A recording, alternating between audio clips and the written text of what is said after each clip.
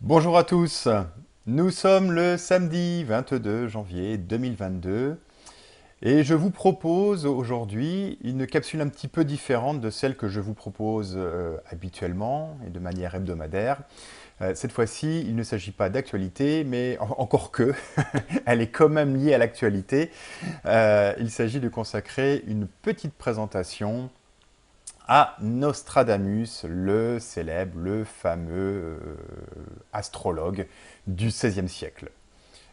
Nostradamus, c'est un peu le marronnier qui revient périodiquement dès que nos jours s'inscrivent dans le flou de l'épais manteau brumeux d'un matin d'hiver. Alors, bien que je sois astrologue, je ne suis pas particulièrement un spécialiste de Nostradamus. En revanche, ma qualité d'historien, que je suis avant toute chose, va me permettre de vous proposer une synthèse démystificatrice du personnage. Car en effet, on lui a prêté beaucoup, et je dirais même beaucoup trop de choses. Je crois qu'il n'en a jamais souhaité autant, le pauvre homme.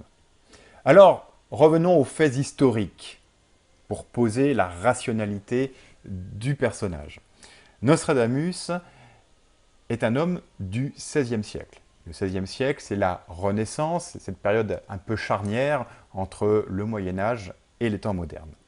Il est né en 1503 à Saint-Rémy de Provence, donc en France.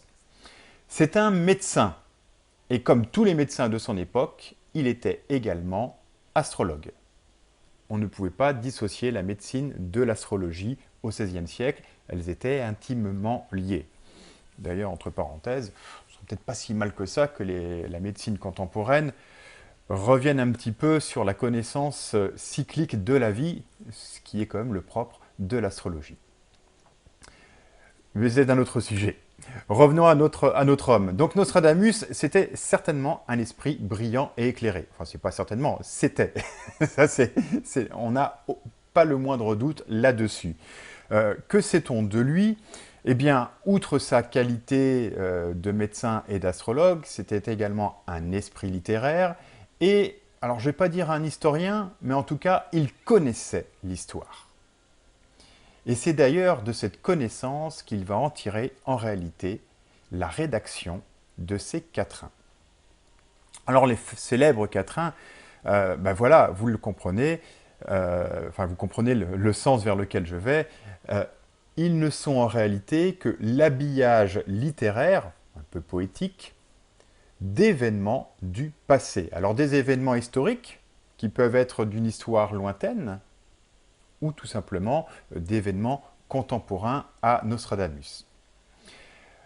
J'en veux pour preuve. Prenons le quatrain qui l'a rendu célèbre, celui où il semble qu'il prédit, la mort du roi Henri II, le mari de Catherine de Médicis.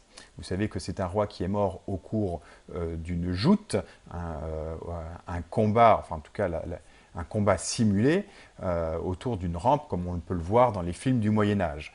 Donc le roi Henri II s'est pris la lance de son adversaire au travers du aume de son armure, qui lui a crevé l'œil, et il en est décédé quelques jours plus tard. Alors il est vrai que le quatrain a de quoi être questionnant. Il y est question d'une cage dorée qui est transpercée, enfin qui crève l'œil.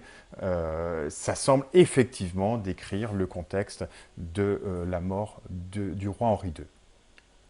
Mais en réalité, certains indices dans ce quatrain nous laissent comprendre qu'en fait, il s'agit de la narration d'un événement historique important du Moyen-Âge, à savoir la prise de Constantinople par les croisés en 1204. Comment le sait-on? Comment en est-on sûr? Eh bien, tout simplement parce que il mentionne plus exactement le terme cage dorée. Ce même terme dont on a pu croire qu'il était une anaphore du heaume de l'armure d'Henri II. En réalité, la cage dorée est tout simplement le nom d'une des pièces du célèbre palais d'Istanbul, le palais de Topkapi. Et il se trouve que les chroniqueurs de l'époque ont rapporté que c'est dans cette pièce, nommée la cage dorée, que les croisés ont crevé les yeux de leurs ennemis. Donc ont crevé les yeux des Byzantins. On le voit là, avec une telle précision de termes, le doute n'est absolument pas permis. Vous voulez un autre exemple? Prenons celui d'Hitler, le quatrain consacré à, soi-disant, consacré à Hitler. Il est mentionné dans ce quatrain, alors vous pourrez retrouver très facilement hein, sur le net la rédaction exacte du quatrain, il y est mentionné le terme d'Hipster et le fait de traverser l'Hipster. Alors on a pensé qu'il s'agissait d'une allégorie du Blitzkrieg d'Hitler en Europe en 1941. Et hipster, la consonance étant relativement proche du nom du dictateur, eh bien l'affaire était pliée. En réalité, hipster, désigne tout simplement le Danube. C'est son autre nom, si vous voulez. Le Danube, donc le plus grand fleuve d'Europe qui traverse toute l'Europe centrale. Je pourrais citer d'autres quatrains où la réalité historique, une réalité historique est parfaitement analysable au travers des mots. Mais alors, qu'en est-il? Doit-on pour autant considérer que Nostradamus était un mystificateur, un manipulateur, ou bien tout simplement, est-ce que c'est nous qui en avons fait un prophète malgré lui? Eh bien, un manipulateur, très franchement, je n'y crois pas trop, car il ne faut pas oublier que l'homme était médecin. Et donc un médecin respecte le fameux serment d'Hippocrate. Donc un médecin est fait pour soigner les gens, il n'est pas fait pour les manipuler. En revanche, c'est un homme que l'on sait particulièrement intelligent.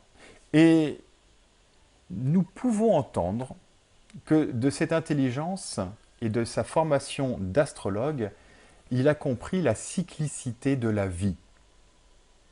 En ce sens, il comprend, peut-être un peu avant le célèbre psychanalyste zurichois Jung et sa célèbre tirade « Tout ce qui ne parvient pas à la conscience nous revient sous forme de destin », eh bien, il est fort à parier que Nostradamus a compris que si l'humanité ne revivait pas forcément des événements historiques, en revanche, elle pouvait revivre des expériences à même de lui faire accroître son niveau de conscience collective. C'est ça la cyclicité de la vie, c'est le fait de revivre toujours les mêmes expériences jusqu'à temps que l'on comprenne la substance de cette expérience, ce qu'elle nous apporte, ce qu'elle signifie, donc ce qu'elle nous permet de comprendre de notre vie. Et ça, il est clair qu'un médecin et un astrologue ne pouvaient que comprendre ce principe-là. Pour le reste, effectivement, nous sommes aussi collectivement responsables de lui avoir prêté un certain nombre de prédictions. En ce sens que dans les quatrains, nous pouvons à peu près y voir tout ce que l'on souhaite y voir. Ou ne pas y voir d'ailleurs. C'est ce qu'on appelle, vous savez, en psychanalyse, le procédé de scotomisation. C'est une forme de déni de réalité. Quand certains événements nous font peur, bon, vous regarderez la définition de scotomisation. Voilà, c'est donc un petit billet que je souhaitais consacrer sur ce grand personnage et sur la réalité. Vous savez, quelque part, il en va de Nostradamus comme des Big Pharma et de nos gouvernements.